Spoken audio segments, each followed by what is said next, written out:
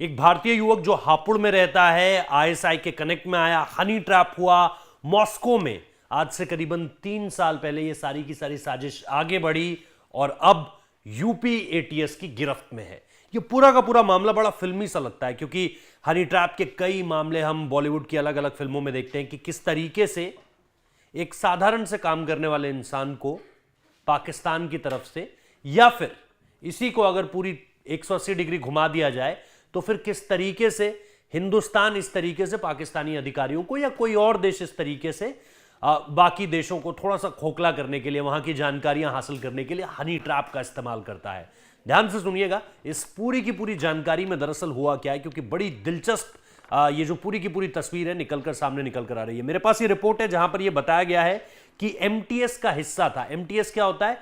Multitasking staff, MEA की तरफ से, मतलब ऐसे लोग जो अलग अलग कामों को कर सकते हैं और अलग अलग एम्बेसीज में जुड़े होते हैं। तो ये भाई साहब मॉस्को में थे। इनका नाम क्या है? इनका नाम है सत्येंद्र सिवाल और पिता का नाम जयवीर सिंह है, निवासी हापुड़।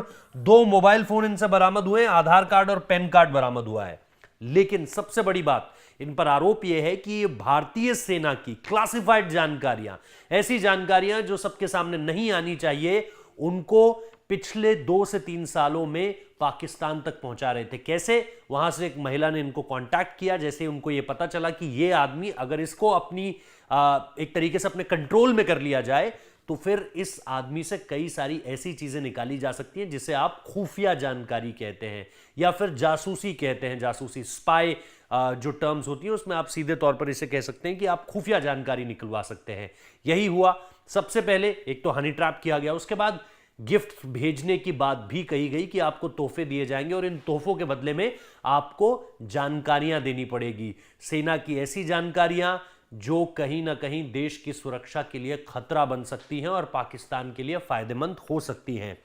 तो वहां पर इनको जब इलेक्ट्रॉनिक सर्विलांस मॉनिटरिंग के तहत इन पर एक तरीके से जांच की गई तो पहली बार यह लगा कि कहीं ना कहीं कोई दिक्कत जरूर है, कहीं ना कहीं कुछ तो ऐसा है जो फिशी लग रहा है, जो थोड़ा सा ऐसा लग रहा है जिसको आप संदेह भरी निगाह से देखते हैं।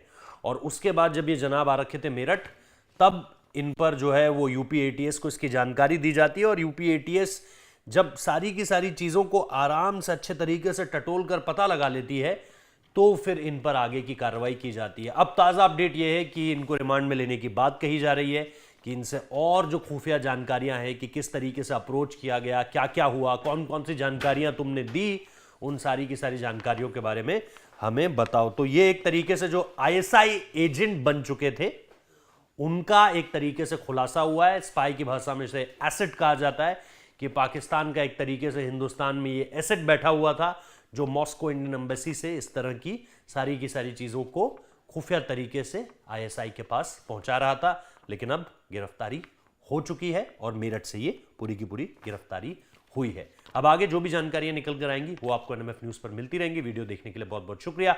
पसंद आया तो शेयर कीजिएगा, चैनल को सब्सक्राइब करना मत भूलिएगा। धन्यवाद।